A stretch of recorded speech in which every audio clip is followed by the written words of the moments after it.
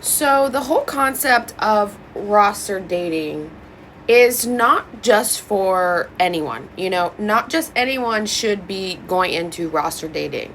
And there's this very specific type of women that should be doing roster dating and should be in more so in a sitting in a season where they are not dating at all because they seriously need to do more inner healing work and more recognition of who they are and stepping more into their feminine power and embodying all the archetypes of the feminine power that we all have the ability to access and activate.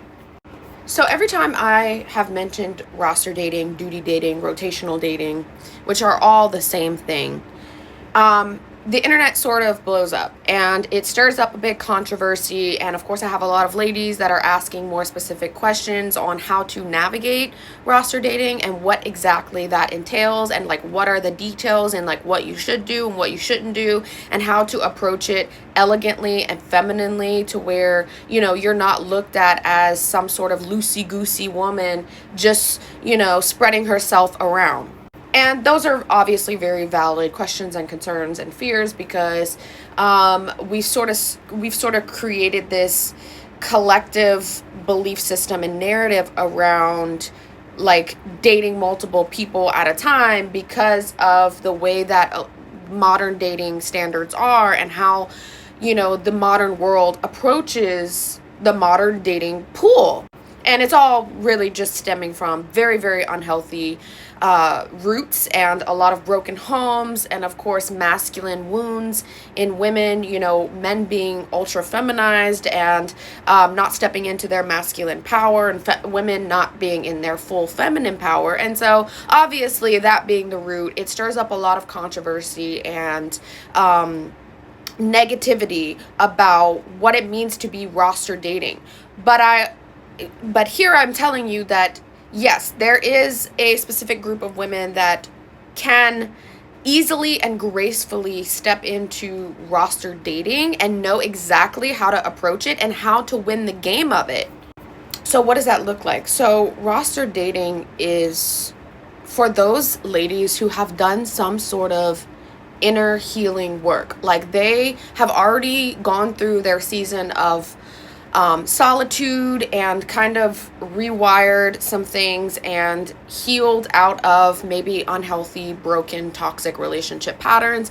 Maybe if they're someone who have come from a broken family or had daddy, quote unquote, daddy issues growing up, they have kind of already overcome that and healed from that and forgave the people that needed to be forgiven, and have kind of sat with themselves and discovered more of who they are without the attachments and identity attachments to any other person, and with no codependency upon any other human being, whether it's romantic relationships or non-romantic relationships, right? Because you can experience codependency not just with a man, not just with a romantic partner, but also with your family, like with your parents. You might be very codependent on your parents because you feel like you can't survive and you can't like literally meet your basic needs of survival without them. And this is often what happens, when we're young and like teenagers, and like, let's say we have a lot of issues at home between, families and like divorced parents. And when you're like 14, 15, 16 years old, you really do take these things very personally and you take them to heart, and you kind of internalize them so much so that they ultimately lead your life.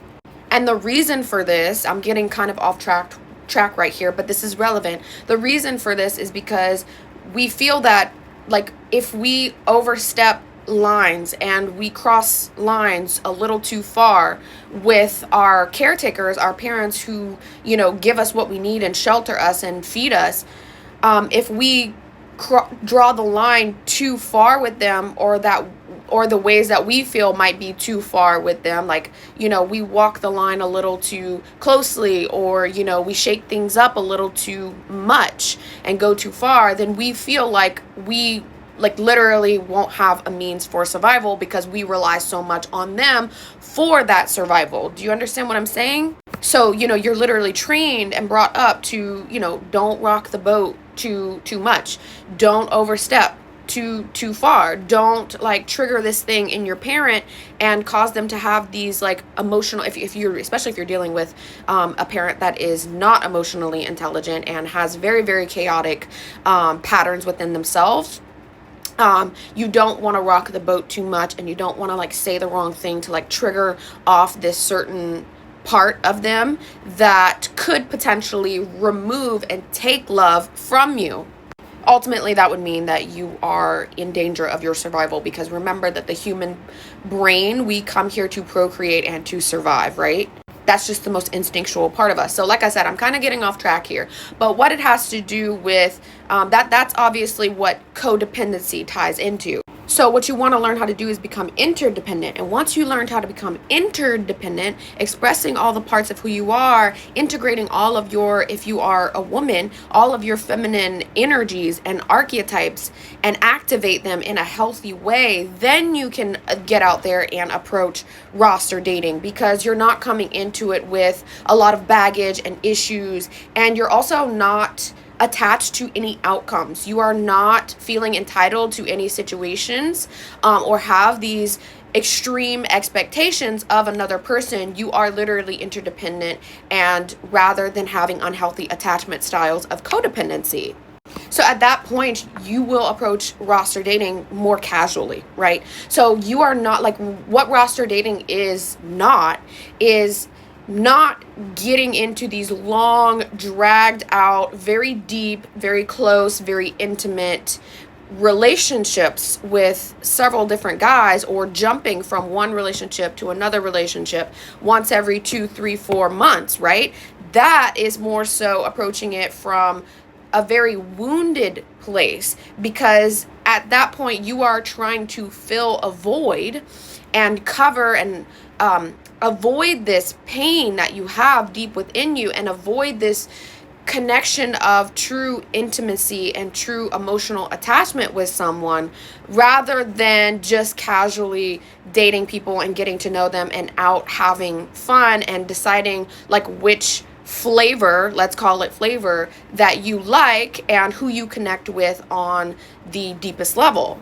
I'll actually give you a good example of this, because I know a couple people that are triggering off in at the top of my head in my personal life, that do, like, you might think from the outside that they are roster dating, because if you know them or you hang around them regularly, or even if you follow them on social media, which is a whole different ball game in itself. And I definitely do not encourage boasting or posting anyone on social media that is not your spouse, right? Anyways, from the outside it might look like, oh, they're just having fun, like they're just dating, like, they're just trying to get build up a roster of different flavors and different things that they like in women, and like figuring out who best fits with them and their lifestyle and what their future goals are. But here's the thing, the ones that I know in my personal life, they're not doing it from that belief system and that healthy relationship with themselves. They're doing it from a place of, again, trying to avoid that pain and rather project and throw blame on the other person, on the romantic interest, and run from it, rather than being able to self-actualize and look in the mirror and say, oh, I have this wound and this person that I have attracted, because we attract the mirrors of us. This person that I have attracted has set off something in me, and now I can't deal with that. I don't have the skill set or the ability to problem solve with this person, and I need to avoid the deep communication and intimacy skills that it requires. So I must jump ship and hop to another woman and have a fresh start with her or him, right? Whether it's guy or woman, because I know like both. I know guys and gals that do this. It's not just, for one sex. Anyway, so it sort of becomes this novelty and dopamine hit of always having someone new and always like starting from the beginning somewhere, and like searching and longing for those sparks that you first get and receive when you are, just beginning to get to know somebody and everything is fresh and new and novel, right? So it's that longing and kind of like desperately searching for those novelty sparks rather than getting deeper. So it's like you're basically going wide and you're restraining and refusing because you're so scared of going deep. So these kind of situationships are not so casual because the person who is doing the voiding of their pains and jumping from person to person, they're not forming these actual like substance-full relationships and deeper connections, because like organically, as you go through the stages of a dating and a dating relationship, a romantic interest relationship, you organically unfold and learn more things about each other, and you kind of organically grow closer. You grow together in experience. You want to like or organically share more of yourself and more of your life as you grow this deeper bond with someone. And so these unhealthy people who should not be roster dating are doing that, but 2 or 3 months later they're jumping ship and doing the same exact thing, mirroring the exact same patterns with the next woman who is basically the same thing packaged up in the same energy and all the same attributes, but just with a different face and a different name. I mean, they'll go as far as to bring these romantic interests, which there's one every 3 months, right? There's new ones every 3 months, around their family. They're meeting their family, like they're bringing them over to their house and letting them into like deeply into their personal life and their everyday routine. They're bringing them into their friend groups and letting all their friends, meet them and love them themselves and like growing community with them. And then they're breaking and ripping all of those attachments apart, and then wonder why the romantic interest, the one that got left, is chasing and desperately trying to reattach a situation that got broken because of one small thing that ended up blowing up and causing them to jump ship, right? Like something happened, there was some sort of issue and miscommunication that came up, and that issue caused them to run away from things, right? Because we either we are avoiders of pain, or we are dwellers of pain. Anyway, so these are the kind of people that should not be roster dating because they haven't done some self-reflection and able to see their own faults, and rather they are projecting faults on the other person and thinking that, always believing and always kind of justifying and trying to look for the justification in the external world that the other person is always at fault and they can't have intimacy and deep connection with someone in the way that they so deeply want because it's always another person's fault, and they just simply don't feel the containment and worthy, like their container inside of themselves has not expanded to be able to hold all of what that is, like all of the huge heavy energy that would take up in your energy, like in who you are and in your mind, like in your heart space. So they will also sleep with these people and form these deep, intimate bonds and, hormonal cocktails that cause you to bind with another person. Like these people are like seriously getting into these romantic, dragged out partnerships and sharing intimate things and body parts with another person, but in a very short period of time. They're jumping all in. They're not letting it, slowly progress on and organically unfold as what we often talk about on here, and like how to go through that process in an organic and slow progression. And then so, all these emotional bonds are formed. Some hate and bitterness and resentment comes from either party, maybe because you know, this couple, right, this very short-term situationship couple had got involved with a certain friend group, and then once that couple, that situationship, I should keep calling it, breaks apart, it's like the other person doesn't want to let go of their community that they formed while they were with while we were with that person, and like they don't want to leave what they have grown to be so familiar and comfortable with, right? Which obviously makes sense, because we want to stay safe. We want to be with things that make us feel comfortable and feel safe to us, right? We want to be in familiar settings and environments and with familiar people, because we consider those to be our tribe, as it is in evolutionary psychology.